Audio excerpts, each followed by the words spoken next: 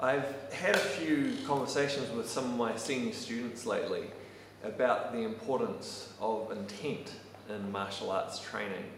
And because it's been relevant to some of the things that we've been working on, and really in order to explain how some of those things work, I've had to explain the use of intent a little to them. And intent is really important in martial arts. And particularly the further you go in your martial arts, the more important it becomes, till when you're at the highest levels, really a fight comes down to who has the stronger and clearer intent. Now, that doesn't mean that intent is everything. You can have a really strong, clear intent and no skills, and you will lose. But when you have two relatively equal martial artists who have good skills to back their intent up, it's that clarity and strength of intent that will end up winning. And this leads to the classic situation which you see in some martial arts movies of two masters coming and facing off and standing and looking at each other, sometimes for quite some period of time, and then one of them bowing and leaving, conceding defeat to the other.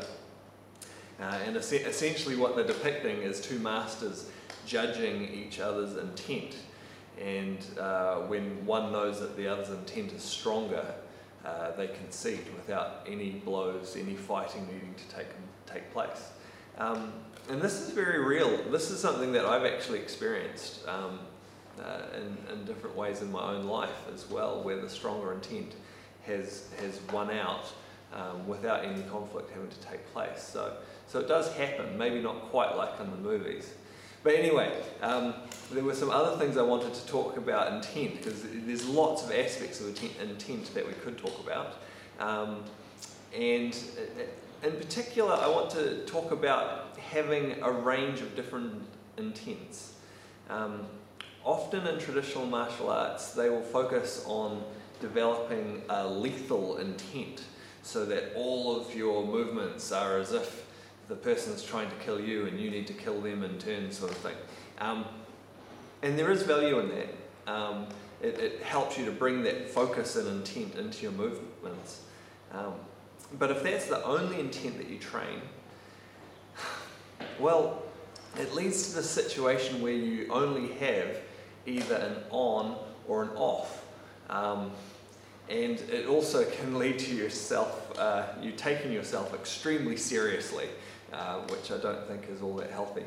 And when we look at life as just an on or an off situation, life's not really like that. There's lots of places in between where we may have to deal with someone or something and it's not life-threatening.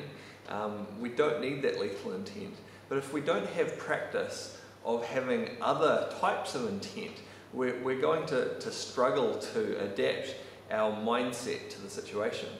So I think that martial artists can actually benefit from practicing and training with a range of intents that will help them to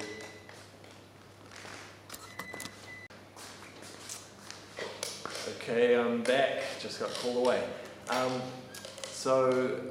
was saying, I think it is really beneficial actually for martial artists to train and practice a number of different types of intent, so that they're skillful in using that intent as the situation requires.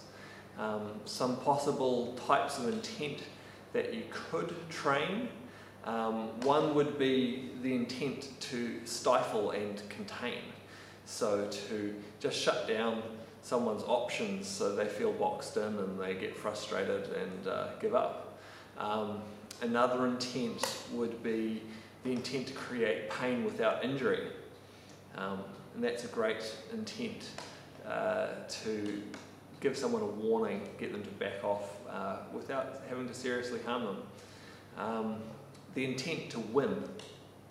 That again, great for real self-defense situations, but also particularly good for sparring and competition.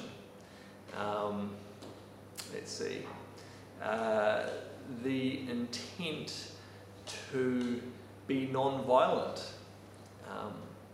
that, you know, if you have a strong enough and clear enough intent, it's amazing the results that you can achieve in terms of avoiding conflict, even when it seems almost inevitable. And then, of course, there is lethal intent, which may be necessary in some circumstances. So those are a few different types of intent that you might want to train and to practice.